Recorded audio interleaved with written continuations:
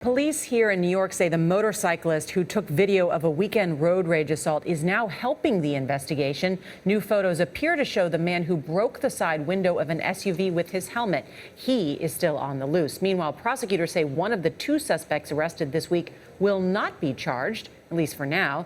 The other was freed on bail yesterday after a court hearing in the case that is getting attention across the country. You've probably seen this video by now.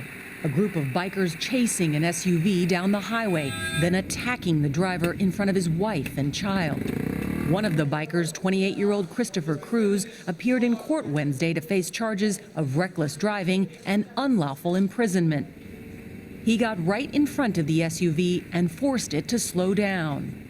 Within seconds, the bikers had forced the black Range Rover to a standstill. The driver, Alexian Lean, was with his wife and child. The family was surrounded.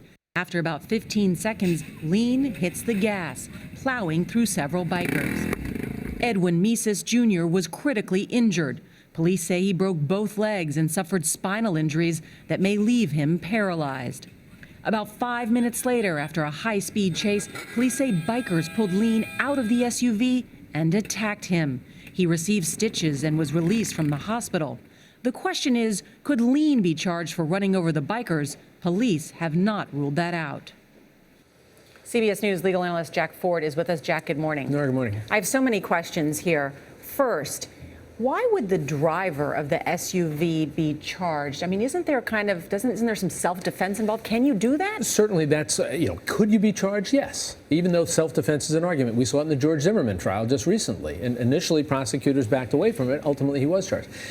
They have to look at it. Somebody was seriously injured here as a result of him driving his vehicle. Now, a vehicle can be a weapon under certain circumstances. But clearly, his lawyers and even the prosecutors are looking at this saying, is this an instance of self-defense where unfortunately somebody got hurt? And the assessment there is, okay, the standard is, was your conduct reasonable? Did you have a reasonable fear for your own safety?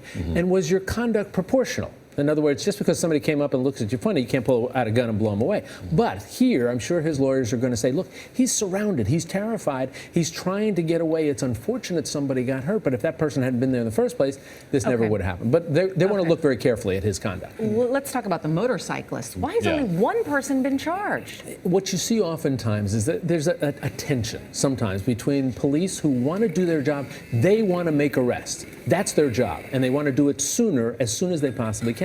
Prosecutors will oftentimes take a look, and I go back to when I was a prosecutor, oftentimes say, look, let's wait until we have everything ready to go here. Because you make an arrest, the clock starts to run on certain things. So it's not unusual for prosecutors to say, and the prosecutor has said this, look, we're going to take this to a grand jury. We're going to look for serious charges, but we don't want to be premature in that. We want to make sure we have everything lined up. I mean, what's interesting to me is here, obviously there's a physical tech involved, but I mean, these guys cruise the West Side Highway, which is a major road in New York City. I've actually been passed by them. They are scary. Oh.